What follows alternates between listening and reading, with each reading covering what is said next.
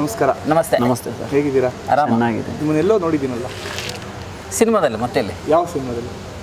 ನೀವು ಹೇಳಬೇಕು, ನಾನು ಹೇಳಿದರೆ. ಸೊ ನಮಗೆ ತುಂಬ ಇಷ್ಟ ಆಯಿತು ನಿಮ್ಮ ಒಂದು ಸೀನ್, ಸಾಕು ನನ್ನ ಮೈ ಜುಮ್ ಅನ್ಸುತ್ತೆ.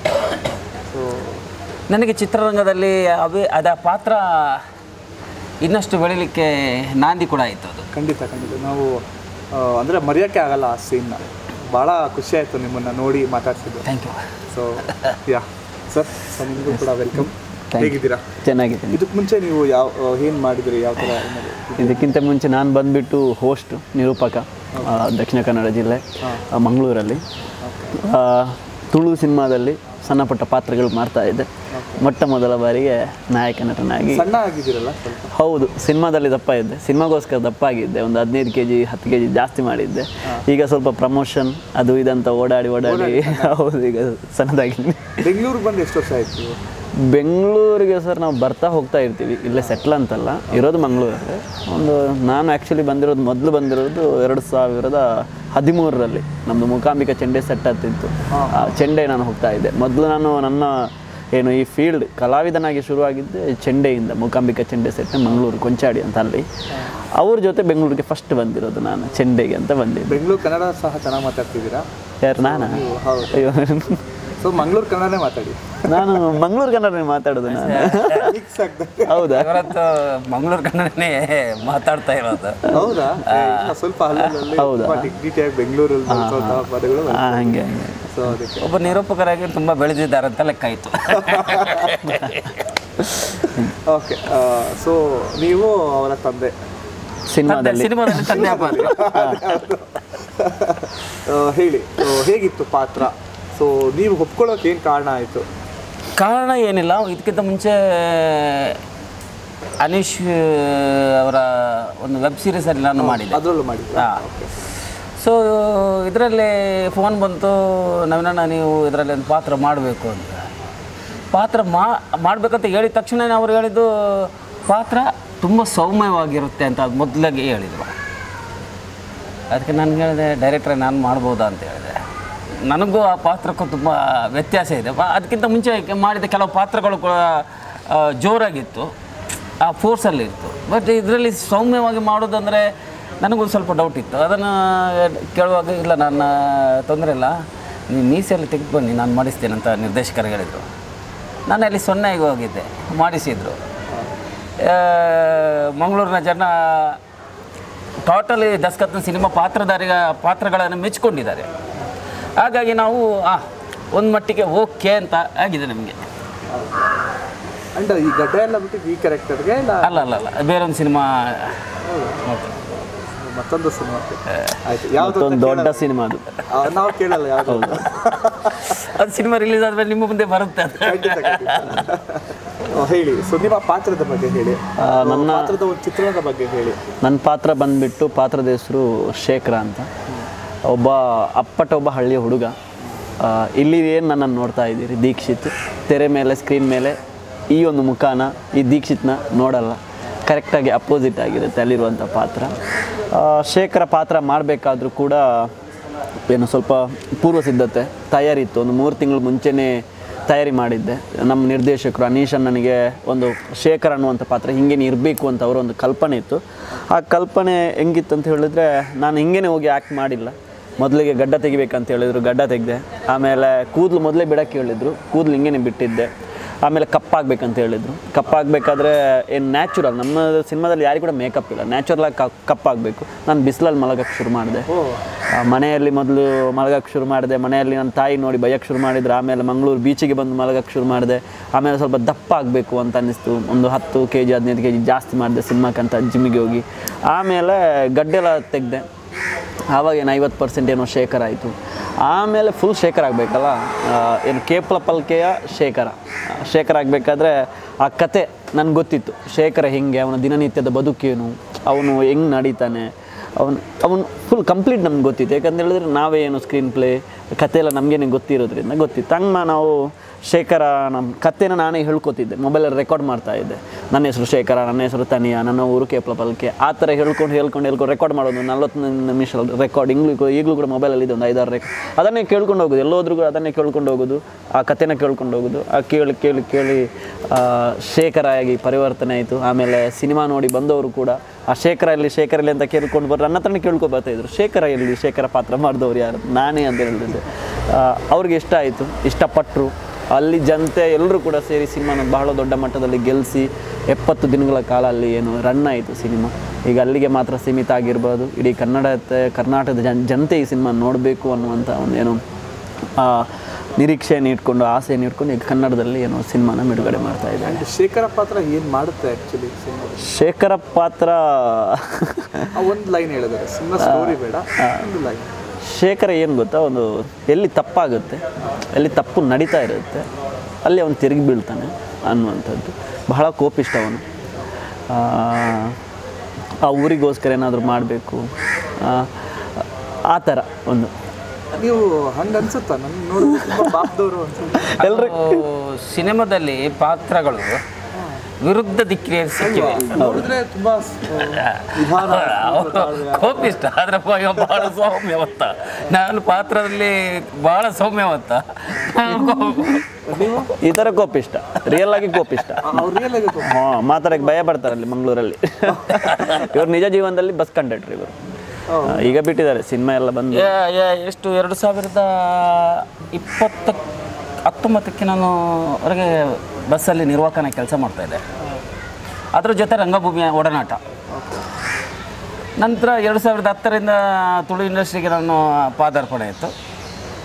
ಅಲ್ಲಿ ಪೋಷಕ ಪಾತ್ರಗಳಲ್ಲಿ ಮತ್ತು ಸಹಾಯಕ ನಿರ್ದೇಶನಾಗಿ ಮಾಡ್ತಾ ಒಂದು ಸಲ ಅದು ಜರ್ಕ್ ಹೊಡೆದು ಪುನಃ ಜೂನಿಯರ್ ಆರ್ಟಿಸ್ಟಾಗಿ ಪುನಃ ಬಂದು ಪುನಃ ನನಗೆ ಕಾಂತಾರ ಎಂಬ ಸಿನಿಮಾ ಬ್ರೇಕ್ ಕೊಡ್ತು. ಕಾಂತಾರದ ಒಂದು ಅಂದರೆ ಚಿಕ್ಕ ಒಂದು ಕ್ಯಾರೆಕ್ಟರು ಇಷ್ಟು ದೊಡ್ಡ ಇಂಪ್ಯಾಕ್ಟ್ ಮಾಡ್ತಾರೆ ಕರ್ನಾಟಕಕ್ಕೆ. ಅಂದರೆ ಅದಕ್ಕೆ ಮುಂಚೆನೇ ನೀವು ಬಸ್ ಕಂಡಕ್ಟರ್ ಆಗಿದ್ರಾ ಹೇಗೆ? ಸಿನಿಮಾ ಬಂದಿದ ತಕ್ಷಣ ಬಿಟ್ರಾ ಹೇಗೆ ಅಂತ? ಅಲ್ಲಲ್ಲ, ಅದು ನಾನು 2020ಕ್ಕೆ ಬಿಟ್ಟಿದ್ದೆ. ಆನಂತರ ನಾನು ಸಿನಿಮಾ ನಾಟಕಗಳನ್ನೇ ನೆಚ್ಚಿಕೊಂಡಿದ್ದೆ ಮತ್ತು ಒಂದು ವ್ಯಾಪಾರ ಇತ್ತು, ಅಷ್ಟು ಬಿಟ್ಟರೆ ಬೇರೆ ಏನಿರಲಿಲ್ಲ. ಸೊ ಈ ಕಾಂತಾರ ಪಾತ್ರ ಸಿಗಬೇಕಾದ್ರೂ ನಾನು ಅಷ್ಟು ಧೈರ್ಯದನ್ನೇ ಇರಲಿಲ್ಲ. ಈ ಸಿನಿಮಾದಲ್ಲಿ ಮಾಡ್ಬೋದಾ, ಸಿಗುತ್ತಾ, ಡೌಟ್ ಇತ್ತು. ಆದರೆ ನನ್ನನ್ನು ಪ್ರೋತ್ಸಾಹಿಸಿದ ಮುಖೇಶ್ ಅವರು ಹೇಳಿದ್ರು, ಇಲ್ಲ ನೀವು ಮಾಡ್ತೀರಾ, ಹೋಗಿ ಮಾಡಿ ಅಂತೇಳಿ ಪ್ರೋತ್ಸಾಹ ಮಾಡಿದರು. ಮಾಡಿದೆ. ಆನಂತರ ಇಷ್ಟೆಲ್ಲ ಆಯಿತು ನನ್ನ ಬೆಳವಣಿಗೆ. ಅದಕ್ಕೆ ಮೂಲ ಕಾರಣ ರಿಷಬ್ ಶೆಟ್ಟಿ, ಒಂಬಾಳೆ ಅವರು, ಮುಖೇಶ್ ಅವರು. ಮತ್ತು ಅಲ್ಲಿಂದ ಬಂದಂಥ ಎಲ್ಲ ಪಾತ್ರಗಳು, ಈಗ ಸಲಾರ್ ಆಗಲಿ, ಮೈ ಹೀರೋ ಆಗಲಿ, ನಂತರ ದಸ್ಕತ್ ಆಗಲಿ, ಮತ್ತೊಂದು ಮಂಗಳೂರಿನ ದೈವ ಕೊರಗಜ್ಜ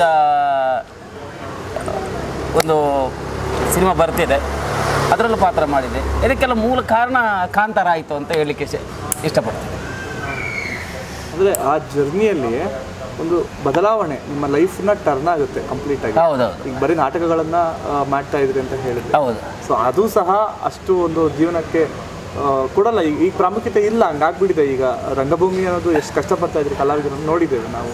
ಆದರೂ ಮಂಗಳೂರಿನಲ್ಲಿ ರಂಗಭೂಮಿ ನೆಚ್ಚಿಕೊಂಡು ಬದುಕಬಹುದು ಅಂತ ಚೆನ್ನಾಗಿದೆ. ಆದರೆ ನನ್ನ ಈ ಸಿನಿಮಾದ್ದು ಶೆಡ್ಯೂಲ್ ಮೂಲಕ ಈಗ ನಾನು ರಂಗಭೂಮಿಯಲ್ಲಿ ಭಾಗವಹಿಸೋದು ತುಂಬ ಕಷ್ಟ ಆಗಿದೆ ಅಷ್ಟೇ. ಅಷ್ಟು ಬ್ಯುಸಿ ಆಗಿದೆ, ಹಾಗೆ ಇನ್ನೂ ಜಾಸ್ತಿ ಬ್ಯುಸಿ ಆಗಿದೆ. ಓಕೆ. ಆ್ಯಂಡ್ ಈಗ ತುಳುನಲ್ಲಿ ತುಂಬ ದೊಡ್ಡ ಸಕ್ಸಸ್ನ ಕಂಡಿರುವಂತಹ ಸಿನಿಮಾ ಕನ್ನಡಕ್ಕೆ ಮತ್ತೆ ಡಬ್ಬಾಗಿ ರಿಲೀಸ್ ಆಗ್ತಾ ಇದೆ. ಆಲ್ರೆಡಿ ತುಳುನಲ್ಲಿ ಗೆಲುವು ಕಂಡಿದ್ದೀರಾ. ಹೌದು. ಈ ಕನ್ನಡದಲ್ಲಿ ಇರೋದ್ರಿಂದ ನಿಮ್ಮ ಎಕ್ಸ್ಪೆಕ್ಟೇಷನ್ ಹೇಗಿದೆ ಅಂತ? ಈ ಕಾಂತಾರ ಸಿನಿಮಾ ಅಷ್ಟು ದೊಡ್ಡ ಹಿಟ್ ಆಯಿತು. ಸೊ ಅದರಲ್ಲೂ ಸಹ ಕೆಲವೊಂದು ತುಳು ವರ್ಡ್ಸ್ನ ಬಳಸಿದರು, ಪದಗಳನ್ನು ಯೂಸ್ ಮಾಡಿದ್ರು. ಬಟ್ ಅದು ಡೈರೆಕ್ಟಾಗಿ ಕನ್ನಡದಲ್ಲಿ ರಿಲೀಸ್ ಆಗಿತ್ತು. ಇದು ಹಾಗಲ್ಲ, ಇದು ತುಳುವಿನಲ್ಲೇ ಗೆಲುವು ಕಂಡಿದ್ದೀರಾ, ಕನ್ನಡಕ್ಕೆ ಬರ್ತಾ ಇದೆ. ಏನು ಎಕ್ಸ್ಪೆಕ್ಟೇಷನ್ ಇದೆ ನಿಮಗೆ? ನನಗೆ ಆ್ಯಕ್ಚುಲಿ ನಾವು ಅಂದ್ಕೊಂಡಿದ್ವಿ ತುಳುವಲ್ಲಿ ಏನಂದರೆ ಫುಲ್ ಕಾಮಿಡಿ, ಅಲ್ಲಿ ಕಾಮಿಡಿ ಅಲ್ಲಿ ರನ್ನಿಂಗ್ ಆಗೋದು ಜಾಸ್ತಿ ಕಾಮಿಡಿ ಅಲ್ಲ? ಹೌದು, ಜಾಸ್ತಿ ಕಾಮಿಡಿ. ಯಾಕೆ ಒಂದು ಒಳ್ಳೆ ಸಿನಿಮಾ ಕೊಟ್ಟರೆ, ತುಳುವಿನ ಜನರು ಒಂದು ಕಂಟೆಂಟ್ ಸಿನಿಮಾ ಕೊಟ್ಟರೆ ಯಾಕೆ ಅಲ್ಲಿ ಏನು ರಿಸೀವ್ ಮಾಡಲ್ಲ, ಯಾಕೆ ಅವ್ರು ನೋಡಲ್ಲ ಸಿನಿಮಾ ಅಂತ. ಅದಕ್ಕೆ ನಮ್ಮ ತಂಡದಿಂದ ನಾವು ಒಂದು ದಸ್ಕತ್ ಅಂತ ಸಿನಿಮಾ ಮಾಡಿದ್ವಿ. ಅದು ಜನ ಅಲ್ಲಿ ನೋಡಿದರು, ಖುಷಿಪಟ್ಟರು. ತುಳುವಲ್ಲಿ ಇಂಥ ಕೂಡ ಸಿನಿಮಾ ಮಾಡ್ಬೋದು ಅಂತ ಅವರು ಕೂಡ ಹೇಳ್ಕೊಂಡ್ರು. ಅವರು ನೋಡಿದ ಮೇಲೆ ಅವರೊಂದು 10 ಜನರಿಗೆ ಹೇಳಿ ಅದೇ ಪ್ರಮೋಷನ್ ಆಯಿತು. ಅವರು ಜನ ಕಲಿಸಿದ್ರು ಸಿನಿಮಾ ನೋಡೋಕ್ಕೆ. 70 ದಿನ ರನ್ನಿಂಗ್ ಆಯಿತು. ಈ ಸಿನಿಮಾ ನಾವು ಖಂಡಿತವಾಗ್ಲೂ ಈ ಮುಖೇನ ಇಲ್ಲೇನು ಕೂತ್ಕೊಂಡು ಮಾತಾಡ್ತಿದ್ವಿ, ಇದಕ್ಕೆಲ್ಲ ಕಾರಣ ನಮ್ಮ ಕನ್ನಡ ಸಿನಿಮಾದ ದಸ್ಕತ್ ಸಿನಿಮಾದ ನಿರ್ಮಾಪಕರು ಜಗದೀಶ್ ಸರ್. ಅವರಿಗೆ ಥ್ಯಾಂಕ್ಸ್ ಹೇಳಬೇಕು.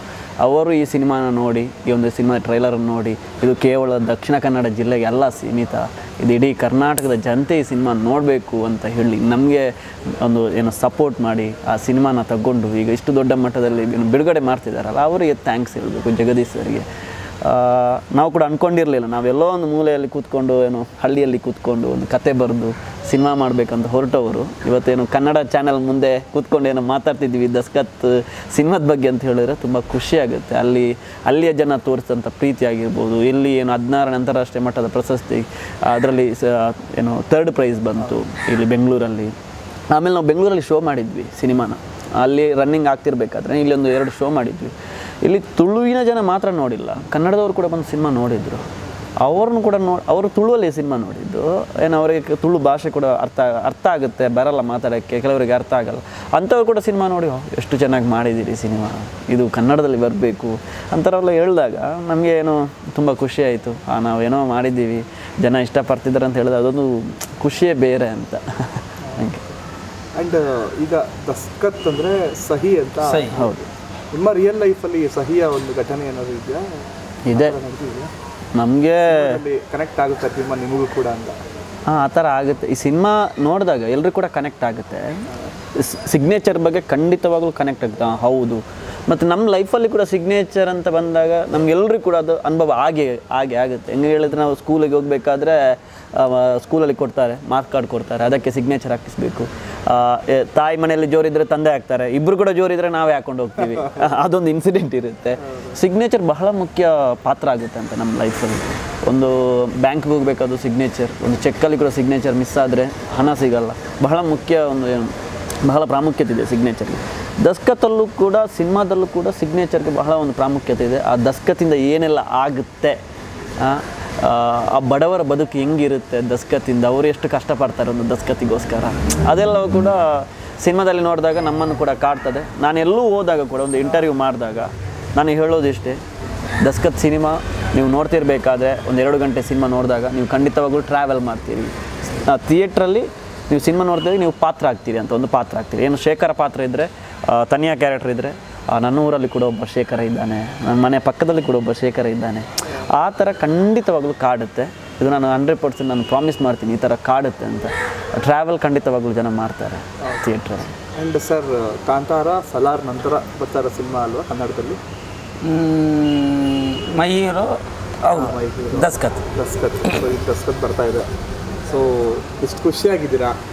ನಾನಂತೂ ಖುಷಿಯಾಗಿದ್ದೇನೆ. ಯಾಕಂದರೆ ಇದರ ಕಂಟೆಂಟು ಕೇವಲ ದಕ್ಷಿಣ ಕನ್ನಡ ಜಿಲ್ಲೆಗೆ ಅಂತಲ್ಲ, ಭಾರತಾದ್ಯಂತ ಇದು ಸೀಮಿತ. ಇದು ಒಳ್ಳೆ ಕಂಟೆಂಟು. ಆದರೆ ನಾವು ಈ ಸಿನಿಮಾಕ್ಕೆ ದಸ್ಕತ್ತಿನ ಜೊತೆಗೆ ಮಂಗಳೂರಿನ ಸಂಸ್ಕೃತಿಯನ್ನು ಬೆರೆಸಿ ಉಣಬಡಿಸಿದ್ದೀವಿ ಅಷ್ಟೇ. ಒಳ್ಳೆ ಕಂಟೆಂಟು.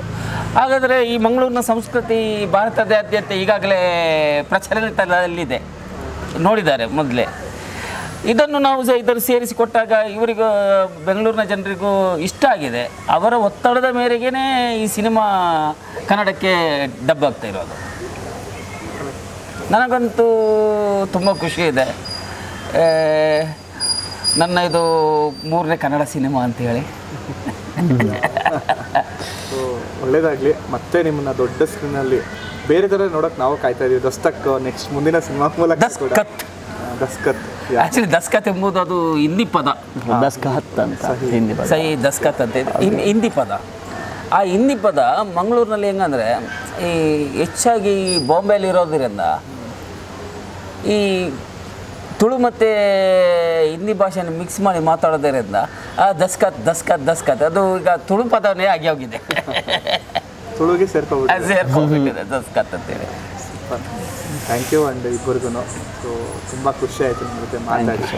ಸೊ ಒಳ್ಳೇದಾಗಲಿ. ದಸ್ಕತ್ ಅಲ್ವಾ? ದಸ್ಕತ್. ಹಾಂ, ಯಾ ಕಷ್ಟ ಆಗುತ್ತೆ ನಿಮಗೆ. Thank you sir, thank you. Thank you so much sir. ನಿಮ್ಮ ವಾಹಿನಿಯ ಮುಖೇನ, ನಿಮ್ಮ ಚಾನೆಲ್ ಮುಖೇನ ಎಲ್ಲರಿಗೂ ಕೂಡ ನಾನು ಕೇಳ್ಕೊಳ್ಳೋದಿಷ್ಟೇ, ಕರ್ನಾಟಕ ಜನತೆಗೆ ಮೇ 9ಕ್ಕೆ ನಿಮ್ಮ ಹತ್ತಿರದ ಚಿತ್ರಮಂದಿರಕ್ಕೆ ಹೋಗಿ ನಮ್ಮ ದಸ್ಕತ್ ಸಿನಿಮಾನ ನೋಡಿ ದೊಡ್ಡ ಮಟ್ಟದಲ್ಲಿ ಗೆಲ್ಲಿಸಿ ಹರಿಸಿ ಅಂತ ಕೇಳ್ಕೊತಾ ಇದ್ದೀನಿ.